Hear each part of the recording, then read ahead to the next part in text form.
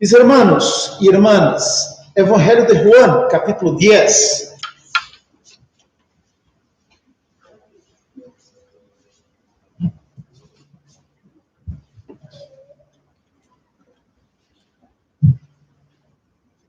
Juan, capítulo 10. Vamos a dar leitura a los 10 primeiros versículos de dicho capítulo.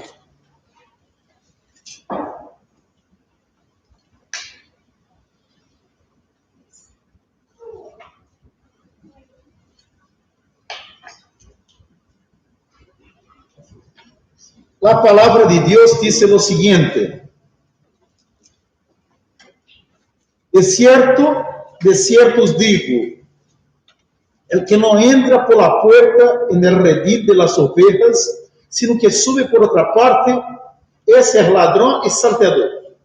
Mas el que entra por la puerta, el pastor de las ovejas es. A este abre el portero, y las ovejas oyen su voz. Y a sus ovejas llama por nombre y las saca. Y cuando ha sacado fuera todas las propias, va delante de ellas, y las ovejas le siguen porque conocen su voz. Mas al extraño no seguirán, sino huirán de él, porque no conocen la voz de los extraños. Esta alegoría les dijo Jesús, pero ellos no entendieron qué era lo que les decía. Volvió pues Jesús a decirles: de cierto os digo, yo soy la puerta de las ovejas. Todos los que antes de mí vinieron, ladrones son y salteadores, pero no los oyeron las ovejas. Yo soy la puerta, el que por mí entrare será salvo, y entrará y saldrá y hallará pastos. El ladrón no viene sino para hurtar y matar y destruir. Yo he venido para que tengan vida y para que la tengan en abundancia. Oremos nuevamente. Ayúdanos, Señor, a entender tu palabra. Que tu Espíritu nos conduzca a Cristo a través de este pasaje. Es lo que te pedimos en el nombre de Jesús. Amén. Amén. Para evidenciar que Jesús es el Hijo de Dios, Juan, el autor de este Evangelio, el discípulo amado, nos presenta a Jesús de varias maneras. Él registra el testimonio, por ejemplo, de Juan el Bautista, que declaró para que todos escuchasen: he aquí el Cordero de Dios que quita el pecado del mundo. A su vez, también somos informados sobre la declaración de nuestro Salvador, la declaración que nuestro Salvador hizo a la mujer samaritana.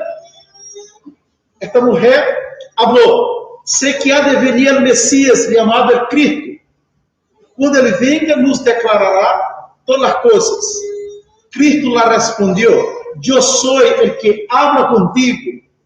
Jesús dijo: yo soy el Mesías. A continuación, en los primeros capítulos de Juan, vimos 3 imágenes del Señor Jesús asociadas al desierto. En el capítulo 6, contrastando con el maná que los judíos comieron en su peregrinaje, Jesús afirma: yo soy el pan de vida. Vuestros padres comieron el maná en el desierto y murieron.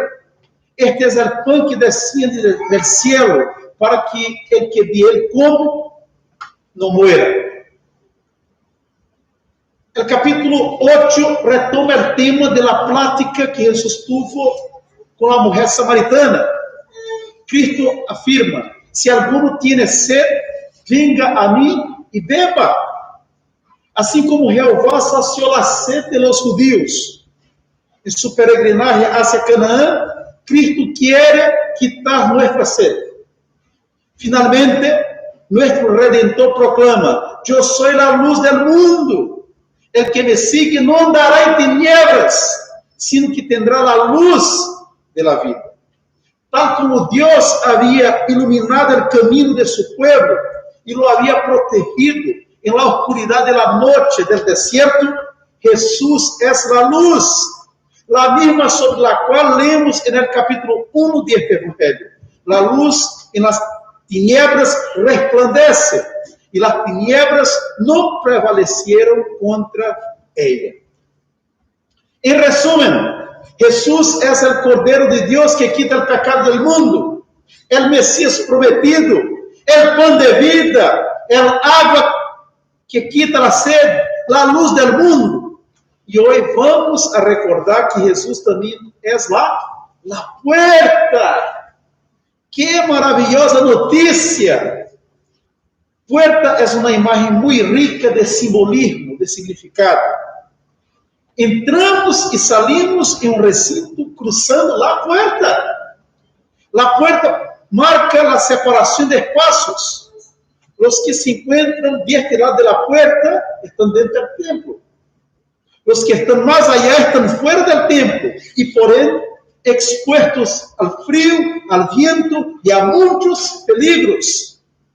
La puerta suele ser el local de salutación, de bienvenida o de despedida y adiós.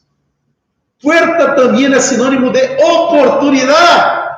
A los Corintios, Pablo informa que estará en Éfeso hasta Pentecostés, porque se me ha abierto puerta grande e eficaz. La misma idea aparece en el informe de Bernabé y Pablo a la iglesia de Antioquía, lo cual señala cuán grandes cosas había hecho Dios con ellos y cómo había abierto la puerta de la fe a los gentiles. Por otro lado, aunque la palabra puerta sea rica de significado y despierte diversas imágenes en la mente de cada uno de nosotros, la cosa más importante que debemos saber sobre este asunto es que Jesús es la puerta. Lo más importante no es la imagen que viene a tu mente cuando usted escucha la palabra puerta. Lo más importante no tiene que ver con el material del cual se produce o se fabrica una puerta, de madera, de otras cosas. No. Lo más importante es que Jesús es la puerta. En primer lugar, Jesús es la puerta que conduce a la salvación. Yo soy la puerta. El que por mí entrare será salvo. Primera parte del versículo 9. Puerta que conduce a la salvación. Para entender la profundidad de la alegoría que Jesús utiliza, es necesario tener presente lo que era un redil de ovejas en la época del Nuevo Testamento. Redil o aprisco es una especie de corral improvisado. Se trata del lugar donde los pastores guardan sus ovejas, sus rebaños, especialmente de noche. Esto se hacía para evitar que el rebaño fuese atacado por fieras y para impedir que las ovejas se dispersasen. Usualmente se tendía un cerco redondeado con palos, piedras o espinas y se ponía el rebaño dentro. Este redil no tenía una puerta, sino una apertura. Ya que no había una puerta para cerrar, el pastor aseguraba que las ovejas se mantenían adentro, acostándose en la entrada, en la apertura. Solía dormir allí mismo. En ese caso, literalmente, llegando a ser la puerta de las ovejas. La puerta era el pastor de las ovejas. El redil tenía una apertura y el pastor, ¿cierto?, se ponía ahí en esta apertura, en esta entrada, para impedir que las ovejas salieran y para impedir que fueran atacadas por alguna fiera. Jesús es la puerta. Solamente se puede evitar ser devorado por el enemigo estando bajo la protección de Cristo. Jesús es la puerta de las ovejas. Los lobos no ingresan en el redil. Jesús es el camino, el único camino hacia el Padre. Jesús nos salva de nosotros mismos. ¿Qué sería de mí si Cristo no me hubiese salvado? Probablemente un esclavo del fútbol, un mujeriego como la mayoría de mis primos, siervo de mamón como muchos de mis parientes lo son y como mi papá fue durante más de 40 años, un perdido, un ciego espiritual. Usted se reyó de mí. ¿Qué sería de ti si no fuese la gracia de Dios? Usted no estaría hasta ahora en un templo evangélico. Usted estaría haciendo otra cosa, quizás un asado, quizás asando las empanadas, quizás ahí metido en la tele, en la computadora, haciendo cualquier otra cosa, menos en un templo evangélico, en un contexto de pandemia, el día 1 de agosto, bajo este frío que ha castigado a muitos, não só estrangeiros, sino que próprios chilenos. Uma das maiores e mais resistentes mentiras de nossa época é a que afirma que todos os caminhos conduzem a Deus. Se defende, se promociona a ideia que não importa se eres evangélico, católico, muçulmano, budista, ateu, espiritualista, es decir, uma pessoa que crê em cristais, tarô, cartas, baraja espanhola, se eres egocêntrico, porque al final todos seremos salvos. É o que se diz por aí. Que tremenda mentira!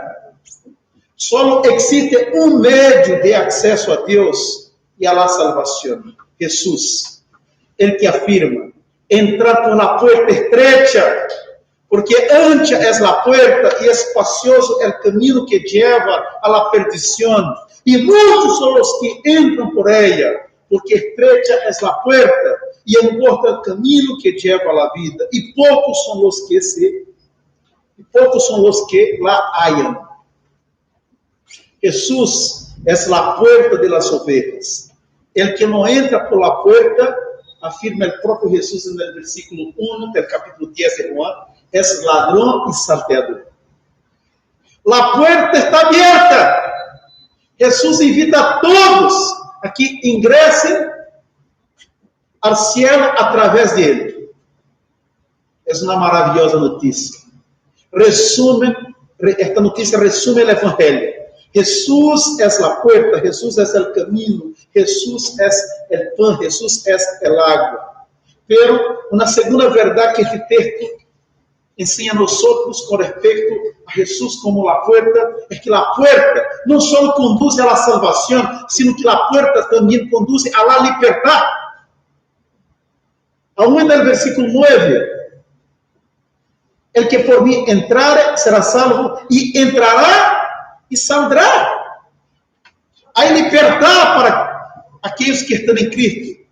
Às vezes se planteia a ideia de que ser discípulo de Cristo, ser oveja de Jesus, é algo aburrido, sem emoção, sem gozo, é desperdiciar a vida.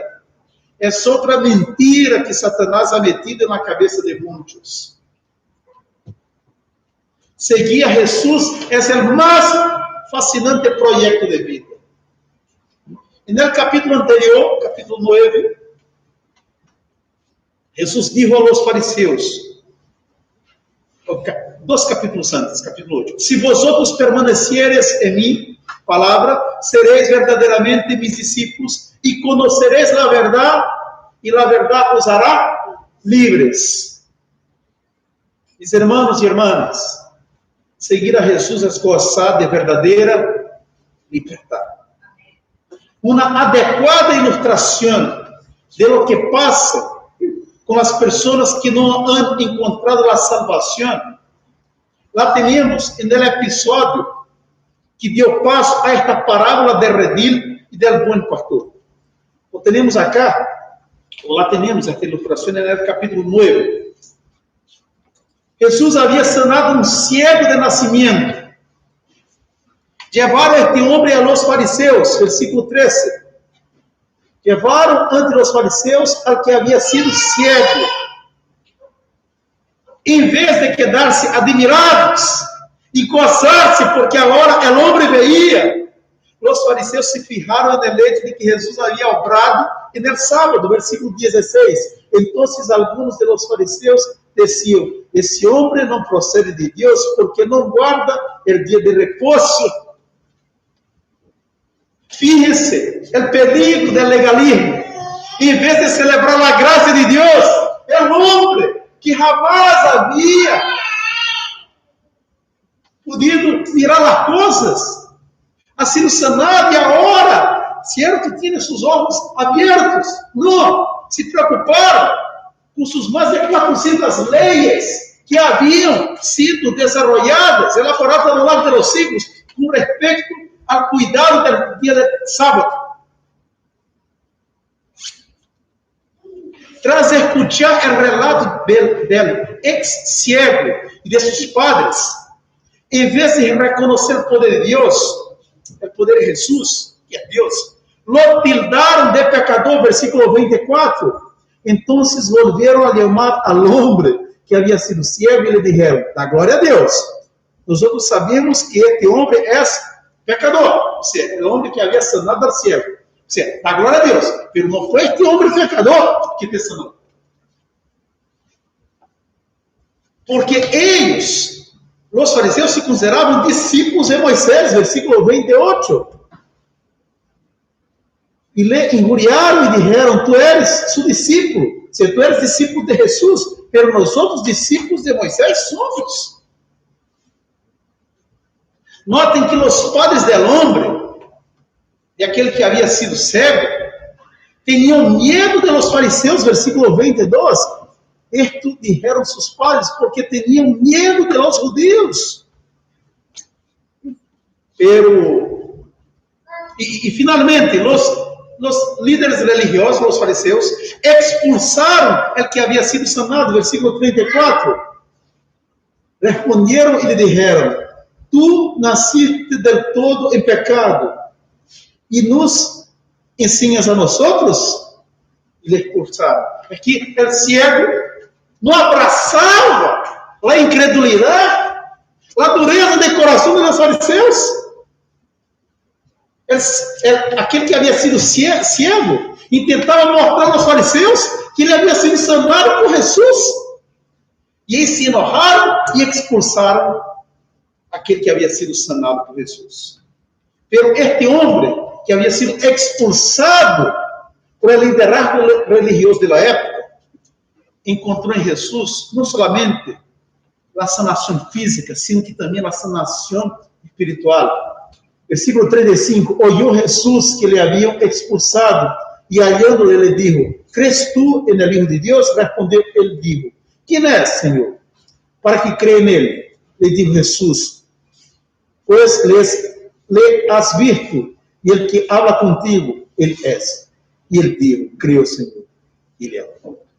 Que tremendo relato, que milagre maravilhoso. Não somente foi sanado em seu corpo, sino que também em sua cegueira espiritual.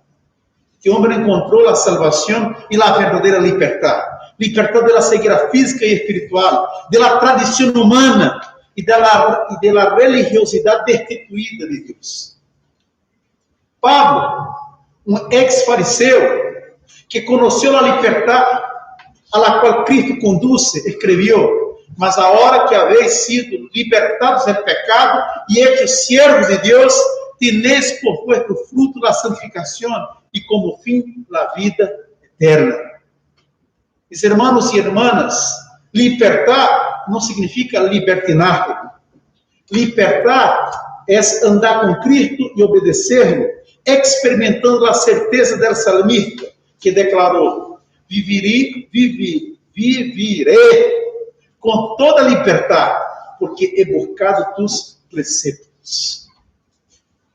En el afán de ser libres, muchos en nuestra época son esclavos de la drogadicción, de la pornografía, de las ideologías políticas, del feminismo, del machismo, del dinero y de las redes sociales. Cristo es la única puerta que conduce a la libertad.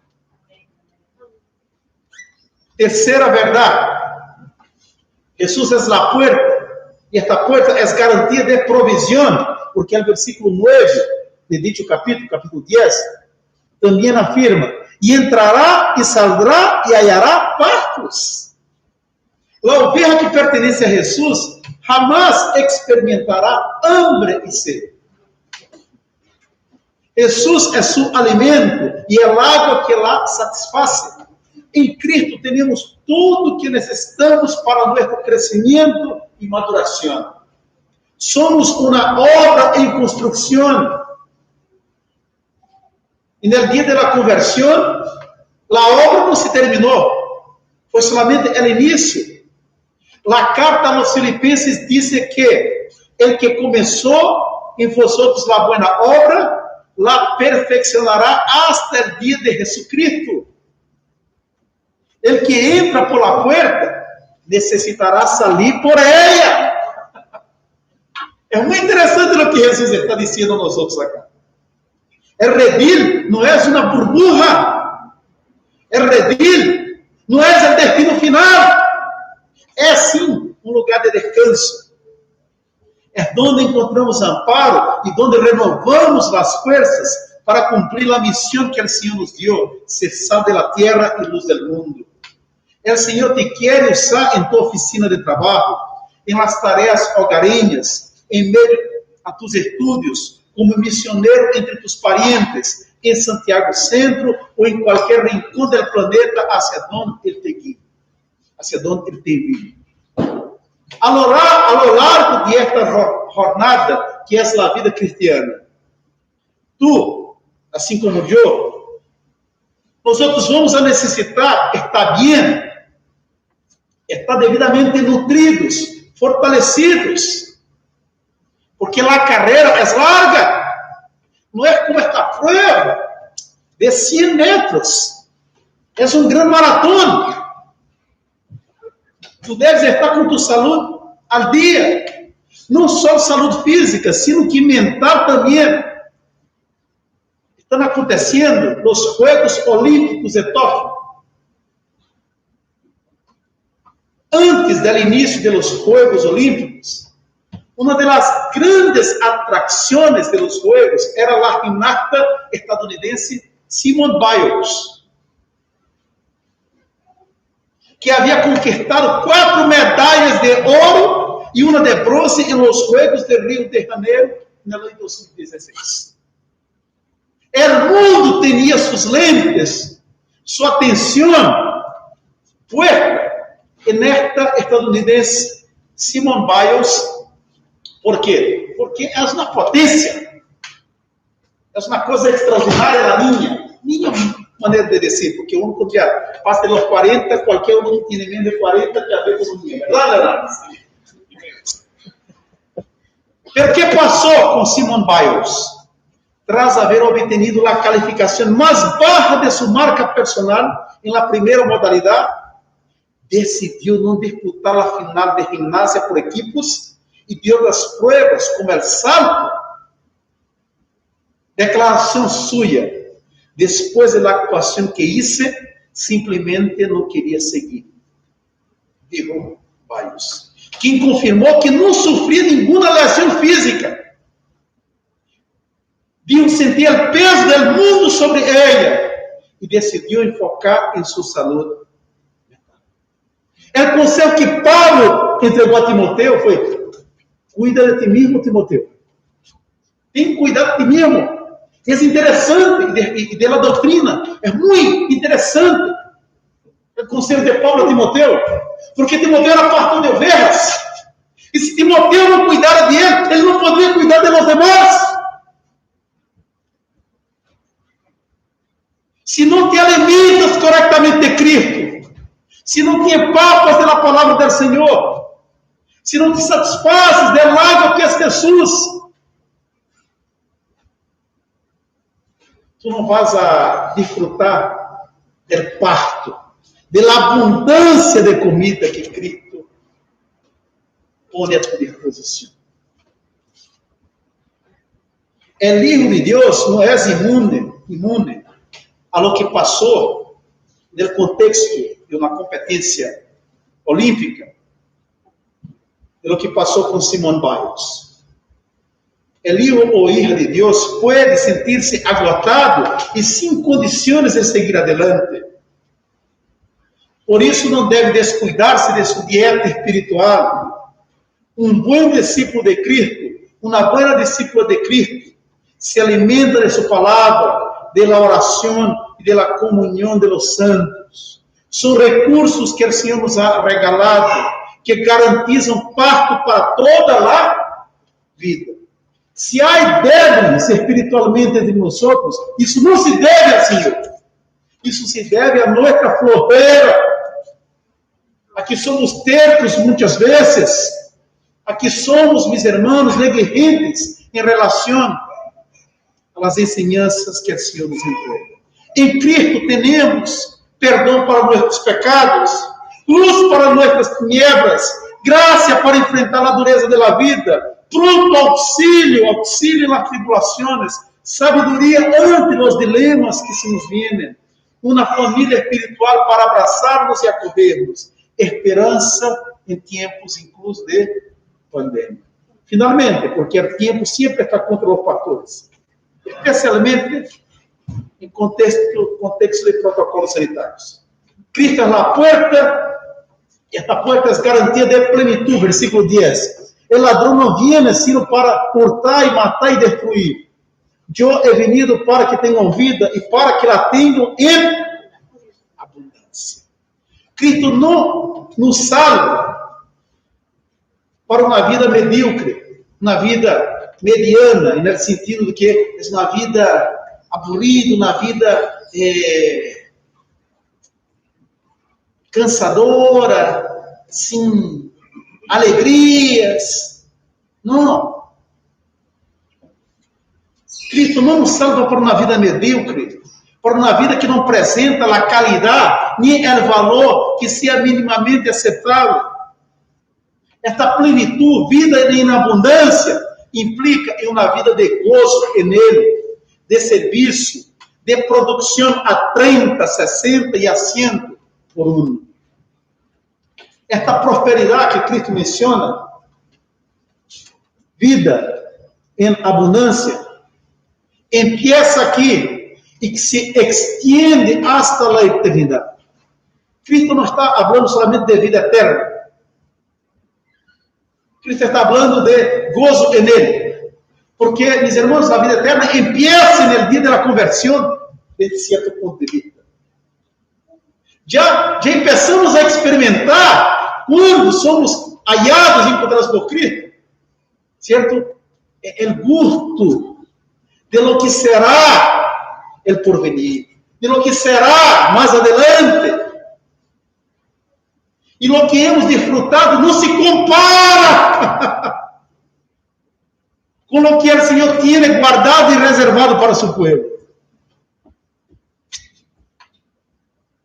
É por isso que o cristiano, a cristiana, quando é madura espiritualmente, obviamente llora, sente a morte de um ser querido, pero este llanto, esta tristeza, este duelo não se transforma em permanente desesperação.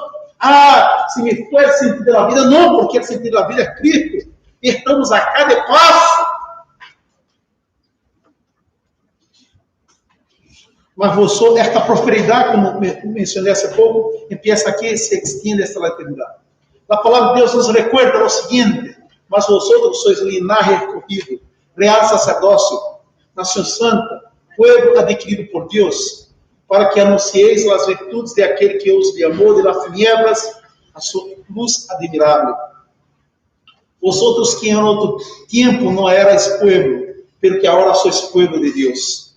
que en otro tiempo no habías alcanzado misericordia, pero ahora habéis alcanzado misericordia.